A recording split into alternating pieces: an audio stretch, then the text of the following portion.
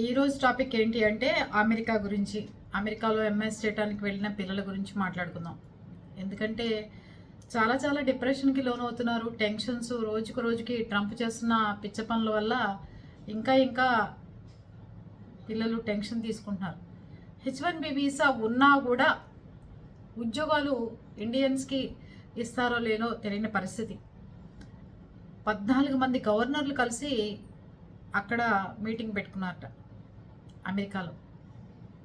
ముందు అమెరికన్స్కి ఇంపార్టెంట్ ఇచ్చిన తర్వాతే తక్కిన వాళ్ళకి అని చెప్తున్నారు. నిజమే కదండి, పాపం వాళ్ళ దేశానికి వాళ్ళకి ఇంపార్టెంట్ ఇచ్చుకోవడంలో తప్పు కూడా లేదు. కానీ ఇంకోటి పిల్లలకి చెప్పేది ఏంటి అంటే, మీరు అనవసరంగా వాళ్ళు ఉద్యోగం ఇస్తా ఉన్నారు, వీళ్ళు ఉద్యోగం ఇస్తా ఉన్నారని చెప్పి మీరు రిస్క్లో పడే పనులు ఏవీ చేయమాకండి.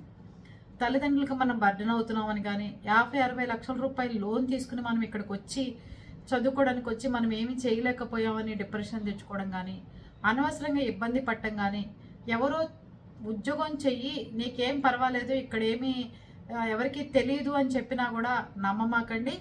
అనవసరంగా పెద్ద పెద్ద కెమెరాలతో కాకుండా డేగ కళ్ళతో పోలీసులు పగడ్బందీ ఏర్పాట్లు చేసి ఎక్కడెక్కడ ఎవరెవరు ఏం తప్పులు చేస్తున్నారో పట్టుకోవచ్చు, వాళ్ళు ఆ దేశం నుంచి పంపించేయచ్చు అని చెప్పి చూస్తున్నారు. గ్రీన్ కార్డు రావడం కష్టం, ఇక నుంచి పిల్లలను అక్కడికంటే గ్రీన్ కార్డు వచ్చే పరిస్థితి లేదు. ఎన్నో గ్రీన్ కార్డు కావాలి అనుకుంటే ఒక రకం రూల్స్, ఇన్ని రకాల రూల్స్ మధ్యలో ఆ అమెరికాలో బతకాలి. మీకు ఇంకోటి చెప్పమంటారా, అమెరికా అంటే చాలా ఇష్టంగా ప్రేమగా వెళ్ళి ప్రతి ఒక్కళ్ళు నిజంగా ఒక గంట మామూలుగా స్వేచ్ఛగా బతికే మనిషి ఎవరు ఉండలేరండి అట్లాంటి ప్రదేశాల్లో. ఎప్పుడైనా మీరు ఫారెన్ ట్రిప్ కూడా మామూలు వాళ్ళు వెళ్తే అబ్బా ఎప్పుడెప్పుడు మన ఇంటికి వచ్చేస్తామా అనిపిస్తూ ఉంటుంది. అది పరిస్థితి. అలాగే మీరందరూ చాలా కష్టపడుతున్నారు, ఇబ్బంది పడుతున్నారు. ఆడపిల్లలైతే పాపం తల్లిదండ్రులను వదిలేసి పెళ్ళి కెరియర్ అన్నీ వదిలేసి ముందు అమెరికా వెళ్ళి ఎంఎస్ చేసి ఏదో ఒకటి చేద్దాము అని చెప్పి. ఇంకో విషయం ఏంటంటే, పెళ్ళిడికి వచ్చిన అమ్మాయిలకు కూడా 25 లక్షలు ఇచ్చి కట్నం ఇచ్చి పెళ్లి చేసేస్తే ఇంకో 25 లక్షల లాంఛనాలు ఇచ్చేసి పెళ్ళి అయిపోయినా దర్జాగా అత్తగారింట్లో కాలు మీద కాలేసి కూర్చునేది.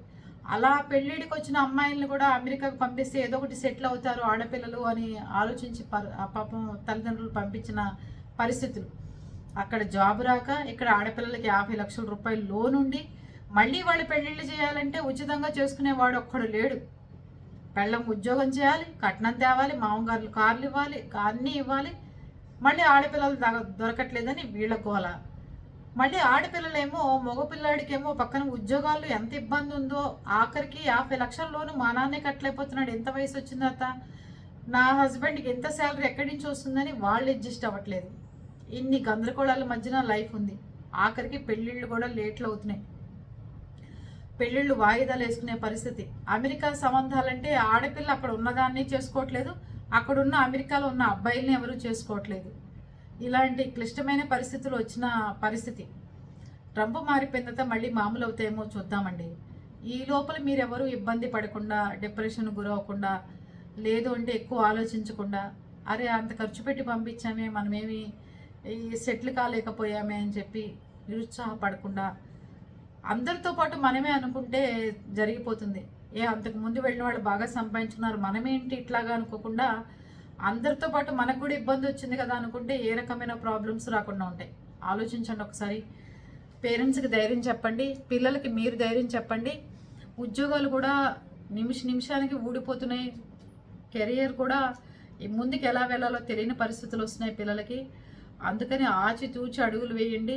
అనవసరంగా ముందే పెళ్లి ప్రస్తావనలు తేవడాలు, లేకపోతే ఎక్కువ లోన్లు పెట్టడాలు, ఎక్కువ ఈఎంఐలు పెట్టుకోవడాలు, ఎక్కువ ఇళ్ళు కొనుక్కోవడాలు, పెద్ద పెద్ద కార్లు కొంటాలి, ఇవేమీ చేయకుండా ముందు సింపుల్గా మనీ అకౌంట్లో వేసుకునే బ్యాంక్ బ్యాలెన్స్ ముందు ఎక్కువ పెట్టుకోండి. అంతేగాని వెళ్ళామా అక్కడికి వెళ్ళంగానే నాన్నకు ఒక కారు కొనిద్దాం, అమ్మకు ఒక కారు కొందాం, తమ్ముడికి ఇంకోటి గిఫ్ట్ ఇద్దాం, ఇలాంటివి ఇదిరుకు రోజుల్లో అన్నీ జరిగిపోయినాయి. ఇప్పుడు అట్లాంటి పరిస్థితులు లేవు కాబట్టి అందరూ పొదుపుగా డబ్బులు వాడుకుంటూ జాగ్రత్తగా సేవింగ్ చేసుకోండి, జాగ్రత్తగా ఉండండి. మీరు విని ఆచరించమని చెప్పట్లేదు.